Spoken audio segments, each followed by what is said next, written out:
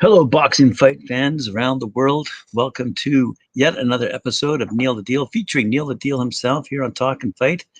And the boxing world is dying to hear what you've got to say tonight because we're going to wrap up our series of Mexican fighters with one of the best. Certainly one that I'm enjoying these days. He's doing it all with his fists. Right? That's absolutely right, Graham. Nice to see you again. Thanks for having me out. I really appreciate it. How you doing, guys? It's Friday. Hopefully, you guys are going to have a nice weekend. We're gonna talk about probably the most well-known boxer in the world, and he is Mexican. So that's why we're going to talk about him today. Graham, we're going to talk about Canelo Álvarez. Canelo Álvarez. I'm sure everybody out Yes, there has sir. heard his name. You know, Yes, sir. yeah, everybody sort of. We've all heard of Canelo and the great fights that he's been displaying over the last 15 years or so. But he's really come into his own in the last, I would say, 6, 7 years, and he's really stepped it up a notch to the point where he is now ranked the best #1 ranked pound for pound fighter in the world. So Yep. that in itself is an unbelievable accomplishment, Mr. Canelo. Congratulations. That is amazing to be given that kind of an award, so to speak. Pound for pound, best in the world. It doesn't get much better than that. So we're going to go through a lot of stuff about Canelo today. Some stuff that I was looking into and some of his fights. Obviously, guys, if you haven't seen Canelo fight, I suggest you guys go to YouTube. Any of his fights are action packed. He is one heck of a fighter. Hey, Graham, like he's a real whirlwind, a tornado type guy. You know what I mean? Yeah, he's amazing. I like him. Yeah, he's amazing. I really like him too. So we're gonna go over all his stuff here. So his nickname is Canelo is his nickname. Funny enough, and Canelo in Mexican, I believe, means cinnamon. So cinnamon is probably talking about the color of his hair, right? Because he's a red-haired guy. So Mm. they call him Canelo, which is cinnamon in Mexican. So that just stuck with him. His real name, his full name, is Santos Saúl Álvarez Barragán. Barragán. And he goes by Canelo Álvarez. He was born in Guadalajara, Jalisco, Mexico. He was born July 18th, 1990. July 18th is a great day in my life. That was the same day my father was born, July 18th. So there you go. And that makes him 30 years old this year. No, I guess he'd be 31 this year. So, Young guy. right? Right? 90, yeah. So he's 30 years old presently. He's moving up like we all are. So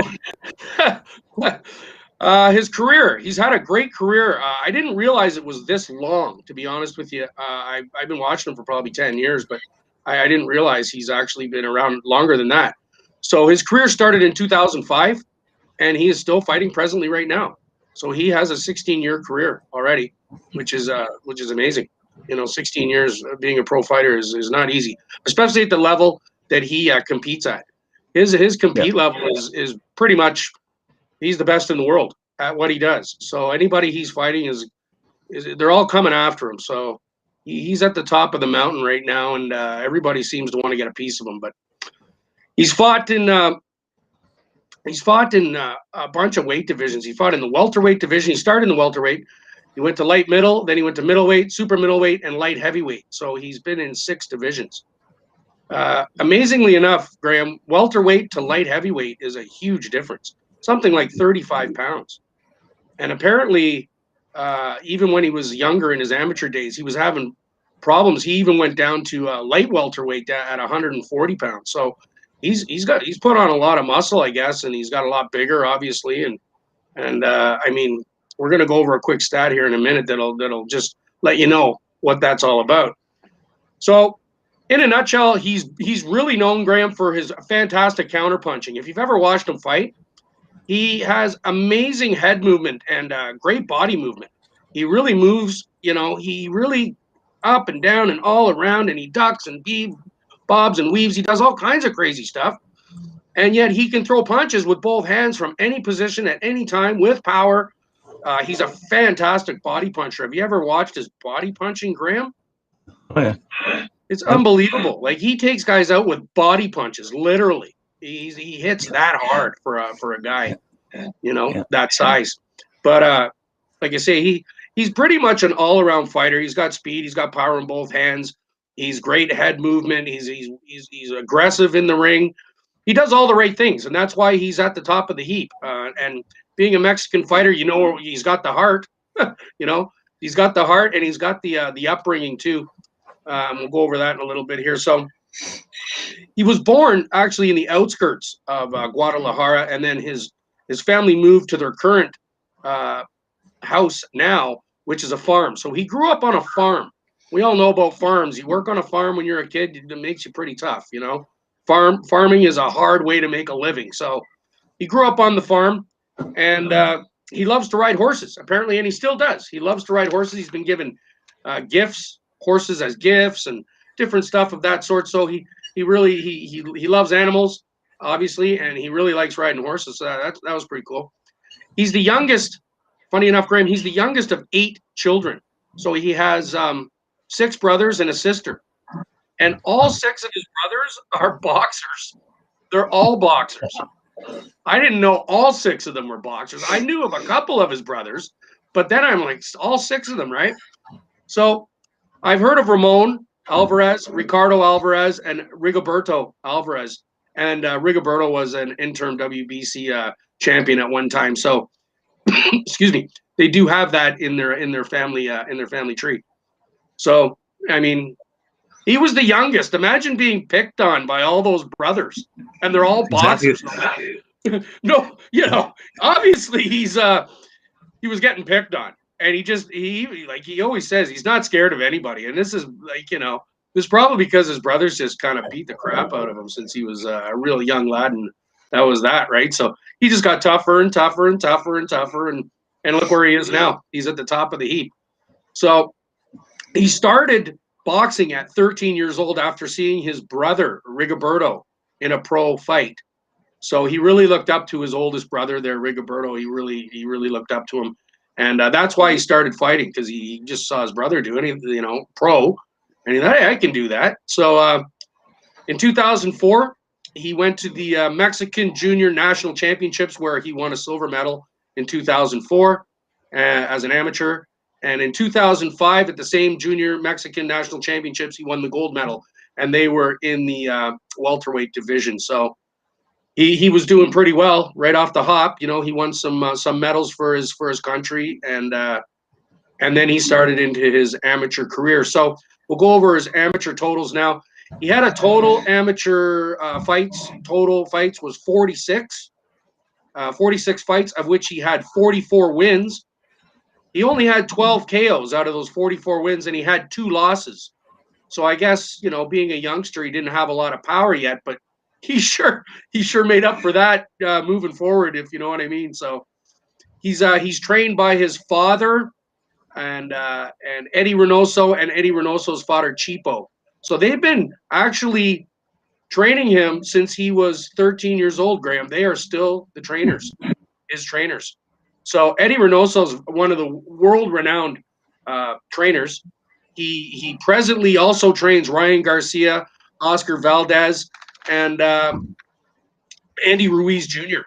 So he's already, and Canelo. So they're doing something right. I know that the father, they call him Chipo. He's the one that's kind of taught everybody the craft, so to speak, and he taught his son, and his son's now teaching the guys, and he's creating world champions every time out. So he's got to be doing something right. So Reynoso, funny enough, said too that in an interview a couple of years ago that there were 10 fights that he had as an amateur, or even pro. I think maybe it was pro. It was pro. He had 10 more fights than are documented, because when he was really young, when he started at 15, they were fighting in like chicken coops and the back of like vegetable farmers markets, and like out in the street. Basically, they were just making up stuff. But apparently he knocked out all 10 opponents in those fights that were never documented. So it's interesting how I guess he basically said they don't even really care, right? They don't really care that it's documented or not. They just know that that happened. So he was just making a statement that he does have X amount of pro fights, but he really has more.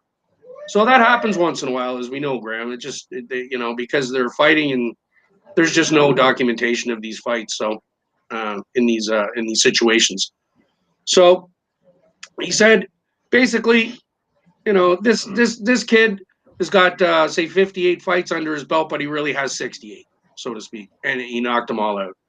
So in his first 19 months of being pro, he actually knocked out 11 of his first 13 opponents. All right, in 19 months. So he was fighting quite a bit right off the hop as a young kid. And all the guys he was knocking out in his very early career were older than him. So he was fighting guys that were always older than him, and he was winning. So they obviously knew right away that they had a special prodigy on their hands here, and this kid could be something else, which he has become. There's an interesting stat kind of thing that I saw here. June 28th, 2008, he made history with his family. They had a boxing match in their hometown. And this is the only time in history where all 6 brothers fought on the same card that night with him. So the whole family was on the card. Unfortunately, apparently three of his brothers lost and the 4 won. So he was one of the winners. So 3 of his brothers lost and 3 of his brothers won. And those were their pro debuts in 2008. So it's kind of interesting to know that, right? 6, when would brothers on the same fight card, right? It's never happened in the history of boxing. So I thought that was kind of cool. So in October 2018, he signed a 5-year, $375 million deal with DAZN in his next 11 fights. So his 11 fights will be broadcast in the U.S. and he's averaging $35 million per fight, Graham. Like that's his average, like 35 million, not including pay-per-views or whatever else, just his salary per fight on DAZN. So he's doing pretty well for himself now. In inspiring a lot of Mexicans. Well, for sure. I mean, that's a lot of ding dong, to be acquiring at any time, right? And it's only a 5-year deal. So he could probably go past that, and sign another deal, but that would just be ridiculous if he continues doing what he's doing and going undefeated and beating everybody. Then who knows what's going to happen on his next contract that comes up, or whoever streaming service decides they want to hire him. So in 2019, he became a 4-division world champion. All right. Which is an amazing feat in itself. 4 different divisions, world champion. And he joined a very elite bunch of guys, Thomas Hearns, Sugar Ray Leonard, and Mike McCallum, as the only former middleweight champions in history to win a light heavyweight championship belt. So that was pretty interesting. And him and Hearns are the only fighters in the history to start off their careers in the welterweight division and win a light heavyweight divisional title. So that's pretty amazing, right? Going from welterweight to light heavyweight, and winning titles all the way up. So him and Hearns are the only ones that have done it, starting in the welterweight division. 2019, he was named Fighter of the Year, pretty much across the board. ESPN, BoxRec, Ring Magazine, everybody had him as Fighter of the Year. And apparently this year, very soon coming up, May 8th, 2021, in Arlington, Texas, AT&T Stadium, which I believe is the Dallas Cowboys Stadium, is it not? The AT&T Stadium. I'm pretty sure it is. Yeah. So he's going to be fighting Billy Joe Saunders May 8th on DAZN, and that's going to be for the WBO. Billy Joe Saunders is the WBO title holder. And so that title is going to go up with Canelo's title. So it's going to be a big fight. Billy Joe Saunders is by no means a pushover. He's a fantastic fighter in his own right, and I think it's going to be one of those epic battles. You know, those guys they've been really kind of at each other's. You know, they've been kind of back and forth for about a year now, and so finally they got it signed, and it's going to go down. So guys, keep your eyes peeled. May 8th at 8 p.m. on DAZN. We will see Canelo Álvarez versus Billy Joe Saunders. So I'm looking forward to that. Now, just another quick tidbit about that this weekend, Graham. March 20th. March 20th. We're going to have a big fight on DAZN as well at 8 p.m. And that's going to be Virgil Ortiz Jr. versus Maurice Hooker. That is the headline, and that should be a barn burner that should be another one. I mean, Ortiz Jr., we did segments on Virgil, and he's undefeated. He's 16-0 with 16 knockouts, and Maurice Hooker is 27-1 with like 19 or 20 knockouts. So this should be, and they're both from Houston, Texas. So it's kind of like a battle of who's better in that city or something. I don't know, right? It's like, you know, it's one of those deals. So I think it's going to be a really exciting fight. You guys might want to watch it, and I'm definitely going to be watching. That's for sure. Yeah. So we'll talk a little more about Canelo. Hey, I just wanted to pop that in about the fight.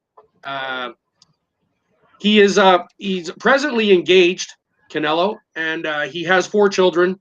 He has 3 daughters and a son, and he's a boxing promoter in Mexico, which is interesting. So he's been promoting through Canelo Productions boxers in Mexico for like a number of years now, and maybe 4, 5, 6 years.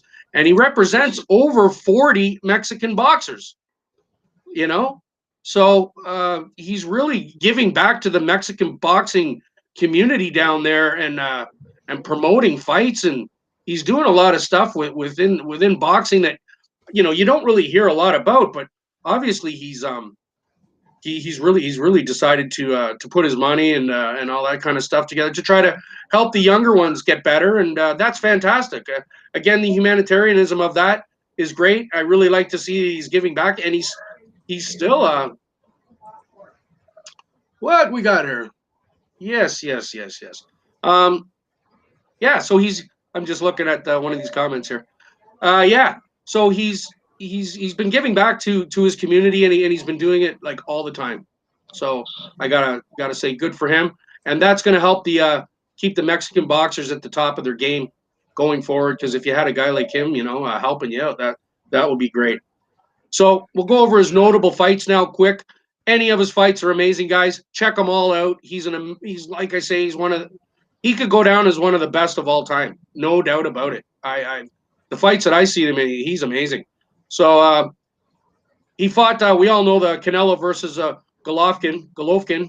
He fought him twice. So you guys check out the Golovkin fights. Those are just epic battles. He fought Miguel Cotto, which was a fantastic fight. Canelo versus Floyd Mayweather Jr. Another amazing fight. A little bit kind of got lucky there, I think. I watched it, and, you know, I don't know. I thought Canelo won that one. But anyways, and another one that I watched was Canelo versus Amir Khan, where Canelo pretty much did a job on him. There's all kinds of fights, man. He's fought so many guys at all the top of their game. Now, he's been on a number of pay-per-views too, Graham? As we all know, he's been on a ton of pay-per-views. So he's got over 8 million buys on pay-per-view. And he's brought in over $600 million just in pay-per-view total sales. So he's a very popular individual around the world, and well-deserved. I mean, he goes out. He's an entertainer. He's at the top of his game, and I love watching him. I'll pay any time to watch Canelo, no problem. You know what I mean? That's a no-brainer. So last little thing we'll go over is the titles that he's acquired over his career. And the list is pretty long. It's longer than I would have thought, but we're going to go through it and check this one out for titles won since he started. So in 2007, he won the Jalisco welterweight title, which must have been in his hometown. 2008, he won the WBA Fuerteventura welterweight title, which is another Mexican title, I understand. in 2008. 2009, he won the NABF welterweight title and the WBO Latino welterweight title. 2009, he won the WBC Youth welterweight title. 2010, he won the WBC Silver light middleweight title. 2013, he won the WBA light middleweight title. 2015, he won Ring Magazine and WBC middleweight title. 2016, he won the WBO light middleweight title. 2018, he won the WBA super middleweight title. 2019, he won the IBF middleweight title. 2019, he won the WBO light heavyweight title. And in 2021 here, because obviously last year was a bit of a mess, he'll be defending his WBA, WBC, and Ring Magazine super middleweight title and vying for that WBO super middleweight title that he's trying to take off Billy Joe Saunders on May 8th on DAZN. So I'm going to be watching that fight. That's a heck of a title run, eh, Graham? 2007 to present. He's been fighting like an absolute, like every year he's just winning titles. So I got to say, right now, I don't see anybody out there that's going to really dethrone him, I guess. He's going to have some tough fights coming up, but I think he can pull through. That's just my opinion. I'm going to take him to win these fights. And let's just guys, just keep your eyes out for Canelo and check him out on YouTube, because any of his fights are fantastic. You'll love them all. So thanks again for coming out. Really appreciate it. And hopefully we'll see you on Monday. Have yourselves a good weekend, Graham. Have yourself a good weekend, and I guess we'll see you on Monday, eh? Thank you. Yeah, you will. And I just want to say I'm agreeing with our commentators who are pouring in the comments. I agree. Once Canelo retires, I think his legacy will surpass that of Chavez's. I really do. Wow. Yeah, I just saw that one. That's interesting that and somebody piped in like that, because that's some pretty big shoes to fill. Really, Julio Cesar Chavez is, I mean, we talked about him yesterday and we've talked about him before. I mean, 89-0 or, something of that sort. that's or 84-0, whatever, just crazy. So, yeah, once his career is over, once he retires, he will. I think that listener there that made the nice comment there, yeah, I would agree. He could be in that league easily. I don't know if he's going to reach the 100 fight mark, because he is already 30 years old. I mean, that's a pretty big stretch, but he's definitely good for probably another probably 10, 20 fights, I would think, 15 anyway. So we'll be all looking forward to seeing him in the future, because he's amazing. Yep, he is, and I'm sure it's going to be a great fight on the 8th down in Arlington, and we're all looking forward to it. He's got to take care of business down there with Billy Joe Saunders, and but before that, we've got some other fights coming up this weekend. We'll be tuning into those as well. As you say, Virgil Ortiz is a big fighter that we've been commenting a lot about as well. So anyway, some great fights coming up, and we're keeping our eye on these Mexicans as well as the Spanish Americans and the Filipinos who have a Spanish heritage too. So we've been going around the world for the past couple of weeks, and it's been a fun trip. I'm looking forward to seeing what you have lined up next week, and I'm sure our viewers do as well. Oh yeah, I'm looking forward to it too, Graham. So yeah, that's kind of a secret, but we'll let you know on Monday where we're going around the world to our next destination. With that fight, I'm just going to make another quick comment about the fight on the 20th here with Virgil Ortiz Jr. and Maurice Hooker. The undercard looks really good as well. There is a co-main event, and it is a title fight. It is a women's WBC strawweight title fight, which is interesting. So I'm going to be really looking forward to watching that. And there's a big heavyweight fight earlier on in the card that I'm looking forward to seeing. So I think the whole card's going to be really good. If you guys are out there and are interested, you check it out. Like I said, it's on DAZN, 8 p.m. And I'll be watching. I won't miss that one, that's for sure. So you guys have yourself a great weekend. We'll talk to you on Monday. Thanks for coming out. Really appreciate it. Take care of yourselves. Rock and roll. We'll see you on Monday. Thanks, Graham. Take care. Thanks, Neil. See you on Monday.